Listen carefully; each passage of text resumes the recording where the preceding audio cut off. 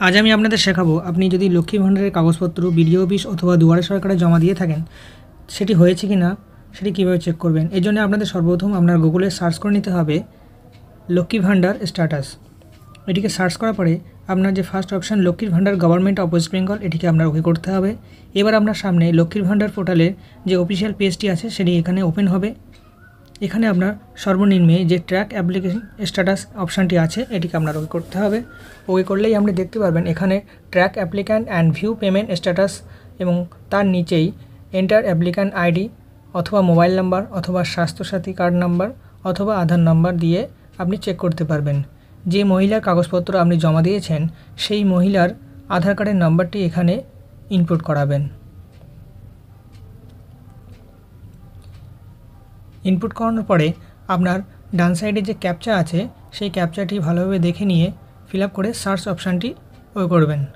ওকে করলে এখানে দেখতে পারবেন যে আপনার লক্ষ্মী ভাণ্ডারের কাগজপত্রটি কবে জমা দেওয়া হয়েছে এবং কবে এটি সাবমিট হয়েছে এবং কবে ভেরিফাই হয়েছে এবং সেটি অ্যাপ্রুভ হয়েছে কি না এখানে আপনি দেখতে পারবেন। এবং তার নিচে পেমেন্ট স্ট্যাটাস, তার নিচে দেখতে পাবেন যে মহিলার কাগজপত্রটি জমা দেওয়া হয়েছে সেই মহিলার নাম, বেনিফিশিয়ারি আইডি সম্পূর্ণ দেখতে পাবেন। এবার আপনার এখানে অ্যারো চিহ্নটি ওই করলেই এখানে আপনার ব্যাঙ্ক অ্যাকাউন্ট স্ট্যাটাস দেখতে পারবেন, ভ্যালিডেশন সাকসেস। তার নিচে দেখতে পাবেন বেনিফিশিয়ারি স্ট্যাটাস অ্যাক্টিভ এবং কোন ব্যাঙ্ক অ্যাকাউন্ট নাম্বারটি আপনি দিয়েছিলেন সেই অ্যাকাউন্ট নাম্বারটি এবং আইএফসি কোডটি দেখতে পারবেন। এবং তার নিচে পেমেন্ট স্ট্যাটাস এবং দেখতে পাবেন এখানে লেখা আছে payment process yes to start.